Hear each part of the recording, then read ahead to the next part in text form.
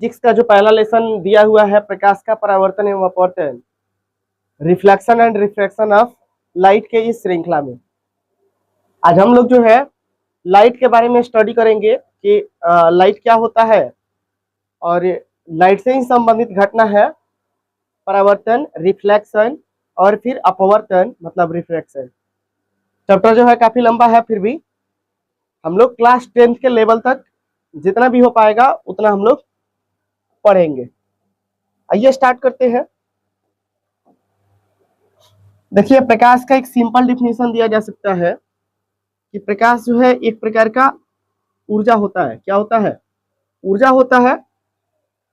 अलग अलग वैज्ञानिक जो है अलग अलग इसका डिफिनेशन दिए हैं। हमको जो है एक डिफिनेशन याद रखना है। यहाँ पे हम लिख सकते हैं कि प्रकाश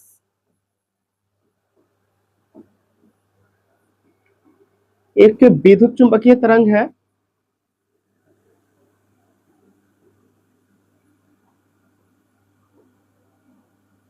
विद्युत चुंबकीय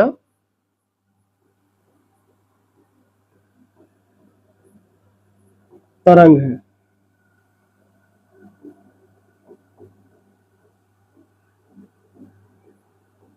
जिससे कोई भी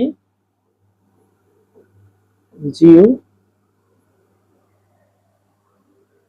किसी वस्तु को देख पाता है।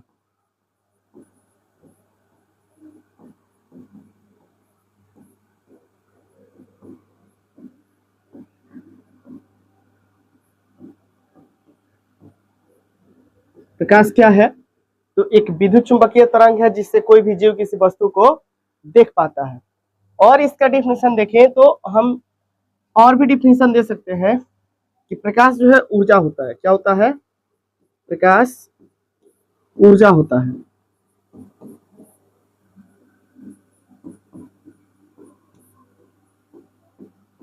जो दृष्टि संवेदना दृष्टि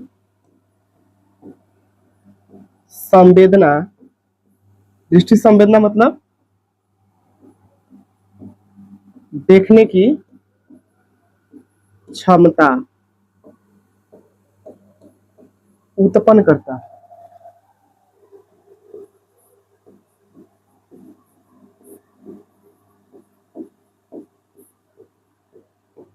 उसको क्या कहेंगे भाई? तो प्रकाश कहेंगे। आप कोई भी डिफिनेशन जो है याद रख सकते हैं प्रकाश का कि प्रकाश जो है एक ऊर्जा होता है जो दृष्टि संवेदना अर्थात देखने की क्षमता क्या करता है? तो उत्पन्न करता है। या फिर हम बोल सकते हैं क्या कि प्रकाश जो है एक विद्युत चुंबकीय तरंग होता है जिससे कोई भी जीव किसी वस्तु को देख पाता है।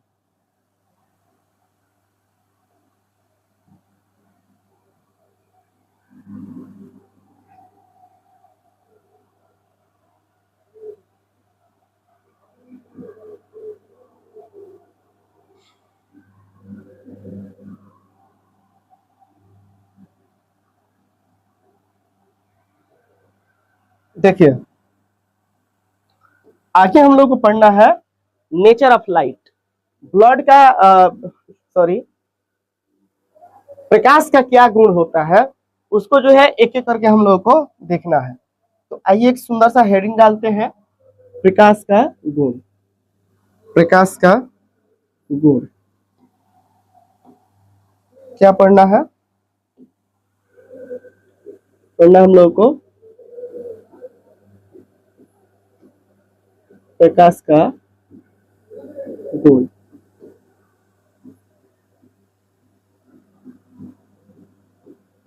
प्रॉपर्टीज ऑफ लाइट क्या पढ़ना है मेरे भाई? तो प्रकाश का गुण पढ़ना है, प्रॉपर्टीज ऑफ लाइट पढ़ना है। सबसे पहला चीज कि प्रकाश जो है एक प्रकार का अनुप्रस्थ तरंग होता है। क्या होता है? अनुप्रस्थ तरंग होता है।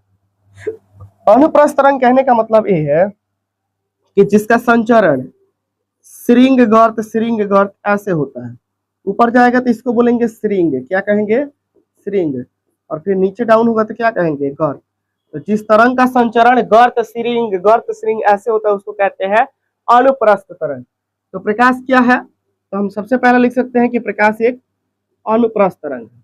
क्या है? अनुप्रस्थ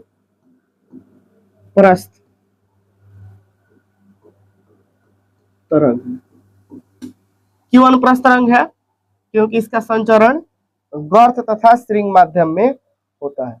इसका संचरण कैसे होता है? तो गर्त तथा श्रृंग के रूप में होता है। सेकंड, प्रकाश जो है हमेशा सीधी रेखा में गमन करती है। कैसे गमन करती है? तो हमेशा सीधी रेखा में गमन करती है प्रकाश। कैसे प्रकाश जो है हमेशा सीधी रेखा में गमन करती है? तो इसका सबसे अच्छा उदाहरण क्या है? छाया का बनना, शैडो का बनना। जब भी प्रकाश के गमन पथ में कोई अपारदर्शी वस्तु रखी जाती है तो प्रकाश जो है इस अपारदर्शी वस्तु से टकरा करके वापस लौट जाती है, अपने पूर्व पथ में वापस लौट जाती है, जिसके कारण वस्तु के पीछे काला क्षेत्र बनता है, जिसको छाया कहते हैं। तो छाया का बनना यह प्रमाणित करता है कि प्रकाश जो है सीधी रेखा में गमन करती है। अगर हम तीसरे का बात करें, तीसरे गुण का बात करें, तो प्रकाश जो है किसी भी वस्तु के पृष्ठीय तापमान में परिवर्तन कर सकता है।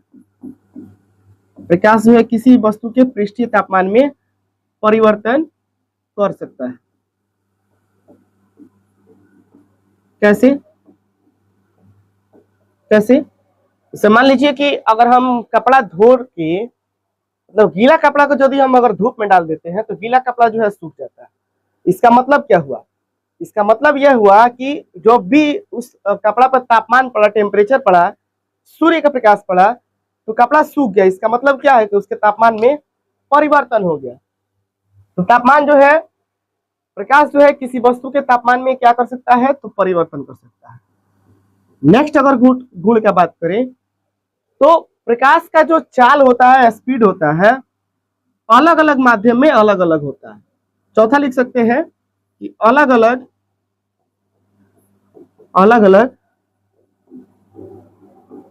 माध्यम में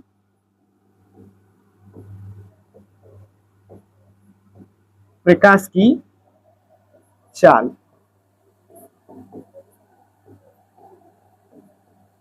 अलग अलग होती है।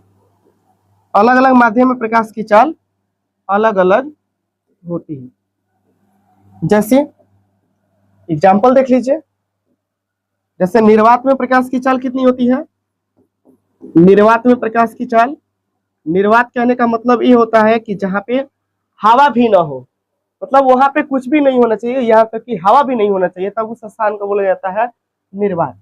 तो निर्वात में प्रकाश की चाल होती है 3 गुणे कितना? तो 3 इंटू 10 के पावर 8 मीटर प्रति सेकंड। किलोमीटर में क्या कितना हो जाएगा? तो 3 लाख किलोमीटर प्रति सेकंड।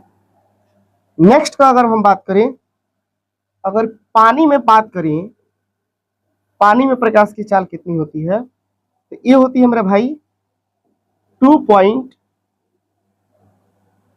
कितना?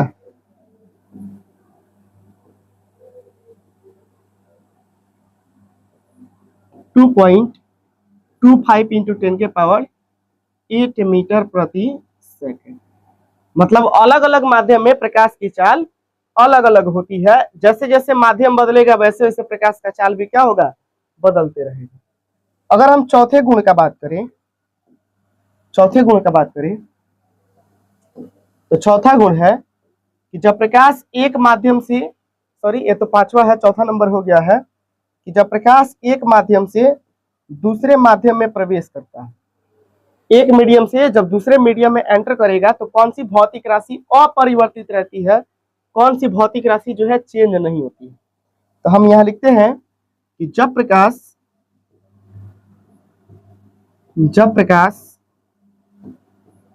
एक माध्यम से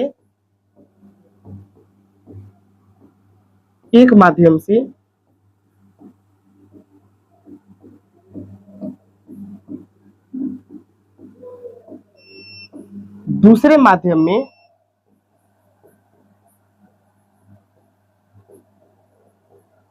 प्रवेश करती है, जब प्रकाश एक माध्यम से दूसरे माध्यम में प्रवेश करती है तो आवृत्ति अपरिवर्तित रहती है,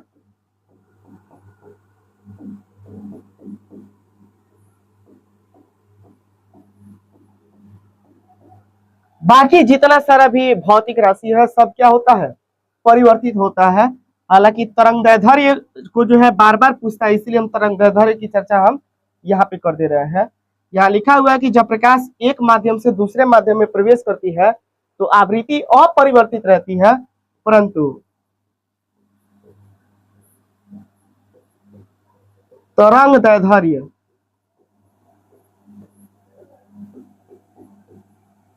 परिवर्तित होती है। परंतु तरंगदैर्ध्य क्या होती है तो मेरे भाई परिवर्तित होती है। इस चीज को आप ध्यान रखिएगा प्रकाश के गुण में।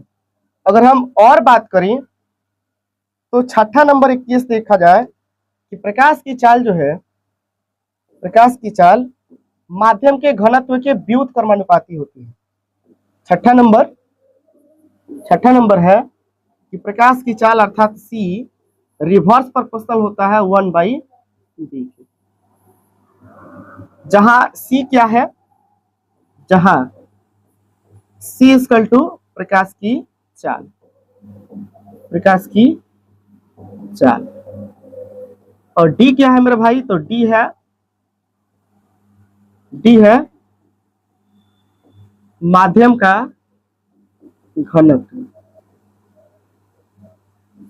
डी क्या है तो माध्यम का घनत्व है।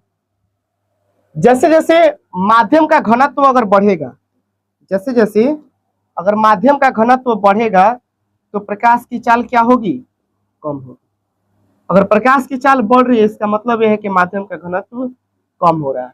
जैसे जैसे जब प्रकाश पानी में जाएगा तो वहां पे प्रकाश का चाल ज्यादा होगा। यदि प्रकाश की चाल किसी कांच में प्रवेश कर रही है, यदि कोई प्रकाश की किरण कांच में प्रवेश कर रही है तो कांच जो है इसका घनत्व जो है पानी से अधिक होता है, इसीलिए जब कांच में प्रवेश करेगा तो प्रकाश का चाल क्या हो जाएगा, कम हो जाएगा। अगर वही पानी में प्रवेश करेगा तो प्रकाश का चाल ज्यादा हो जाएगा। अगर वही प्रकाश हवा में प्रवेश कर रहा है तो उसका चाल जो है और ज्यादा हो जाएगा। मतलब यहाँ से स्पष्ट है कि जैसे जैसे डेंसिटी बढ़ाइएगा, घनत्व बढ़ाइएगा तो प्रकाश का चाल क्या होगा, कम होगा।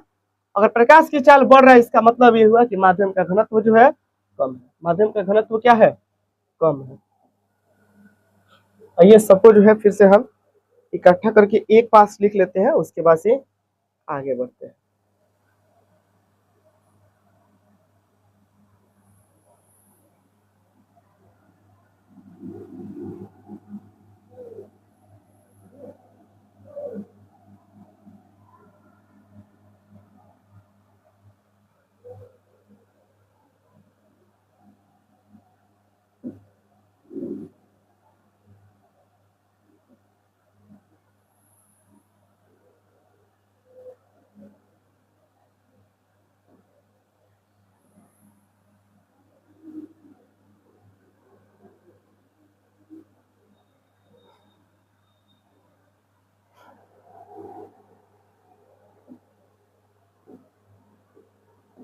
देखिए इसके बाद से हम लोग को पढ़ना होता है कि उत्पत्ति के आधार पे, प्रकाश उत्पत्ति के आधार पर पदार्थ के प्रकार, और फिर प्रकाश के गमन के आधार पर पदार्थ के प्रकार। लेकिन उससे पहले हम लोग कुछ जो है यहाँ पे इंपॉर्टेंट नोट को लिखेंगे। नोट फर्स्ट देखते हैं कि सबसे पहले प्रकाश की चाल को जो है रोमर नामक वैज्ञानिक द्वारा मापा गया। किसके द्वारा, तो रोमर नामक वैज्ञानिक के द्वारा सबसे पहले प्रकाश के वेग को मापा गया था। प्रकाश के वेग को मापा गया था। और प्रकाश के वेग को मापने वाला जो यंत्र है, प्रकाश का वेग, इसको मापने वाला जो उपकरण है इसको कहते हैं लक्स मीटर। क्या कहते हैं, तो इसको कहते हैं लक्स मीटर। आप ध्यान रखिएगा, प्रकाश के वेग को सबसे पहले किसने मापा था? तो रोमन। और प्रकाश के वेग को मापने वाला जो डिवाइस है इसको क्या कहते हैं? तो इसको कहते हैं लक्स मीटर। क्या कहते हैं? Lux meter. अब देखिए, प्रकाश उत्पत्ति के आधार पर पदार्थ का प्रकार हम लोग को पढ़ना होता है। हेडिंग लिखते हैं कि प्रकाश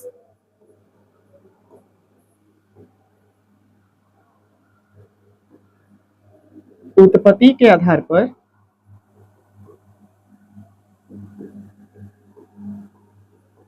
पदार्थ के प्रकार।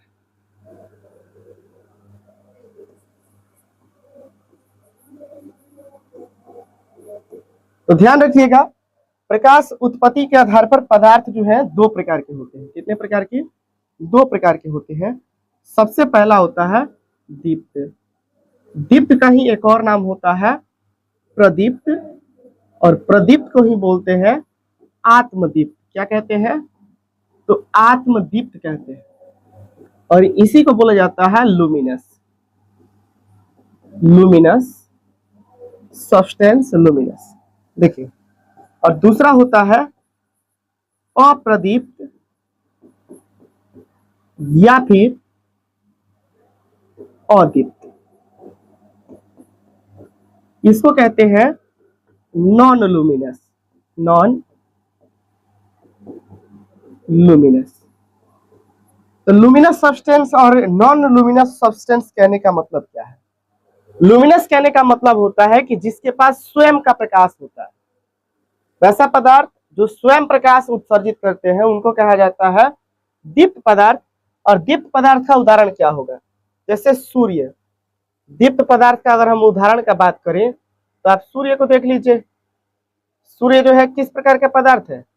तो दीप्त पदार्थ का उदाहरण है। कौन? सूर्य। सूर्य किस प्रकार का उदाहरण है? तो दीप्त पदार्थ का उदाहरण है। क्यों? क्योंकि सूर्य के पास अपना प्रकाश होता है। तारे, तारों का अपना प्रकाश होता है। जलता हुआ बल्ब, जलता हुआ बल्ब, इसका भी अपना प्रकाश है। तो जिसका अपना प्रकाश होगा उसको कहेंगे दीप्त, और जो किसी दूसरे के प्रकाश से चमकता होगा उसको क्या कहेंगे? अदीप्त। क्या कहेंगे?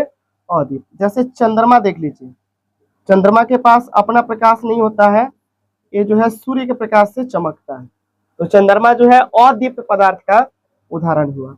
हीरा चमकता है लेकिन अपने प्रकाश से नहीं, किसी और के प्रकाश से। और देखिए कांच, कांच भी चमकता है लेकिन इसके पास स्वयं का प्रकाश नहीं होता है। तो जिस पदार्थ के पास स्वयं का प्रकाश होगा उसको कहेंगे दीप्त, और जो किसी दूसरे के प्रकाश से चमकता होगा उसको कहेंगे अदीप्त। तो आज का हम लोग लेक्चर जो है यहीं पे समाप्त करते हैं। मिलते हैं फिर अगले वीडियो में। इसी श्रृंखला को आगे बढ़ाएंगे अगले वीडियोस में, अगले क्लास में। वीडियो में आप सभी जुड़े, इसके लिए धन्यवाद। आप लोग जो है इसको देख के नोट्स भी बना सकते हैं, अगर पॉसिबल है तो कॉपी कलम लेके बैठिए। तब तक के लिए बाय।